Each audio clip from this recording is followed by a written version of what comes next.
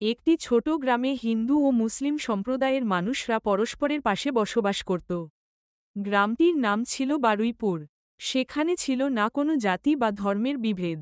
উৎসব হোক বা দুঃখের দিন, সবাই একে অপরের সঙ্গে কাঁধে কাঁধ মিলিয়ে থাকত।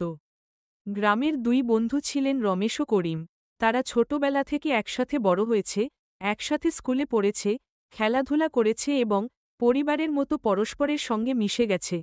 দুর্গাপূজার সময় করিম প্যান্ডেলে সাহায্য করত, আর ঈদের সময় রমেশ করিমের বাড়িতে সেমাই, বিরিয়ানি খেতে আসত। একবার বন্যায় পুরো গ্রাম ভেসে যায়। রমেশের বাড়ি পুরোপুরি ডুবে যায়। করিম নিজের ঘরে আশ্রয় দেয় রমেশের পরিবারকে। তারপর থেকে গ্রামের সবাই আরও কাছাকাছি আসে। তারা বুঝতে পারে, ধর্ম নয়, মানবতা বড়। এভাবেই বারুইপুর হয়ে ওঠে সম্প্রীতির এক অনন্য উদাহরণ। হিন্দু মুসলিম ভেদাভেদ ভুলে তারা প্রমাণ করে, মানুষে মানুষে ভালোবাসা থাকলেই সমাজে শান্তি সম্ভব।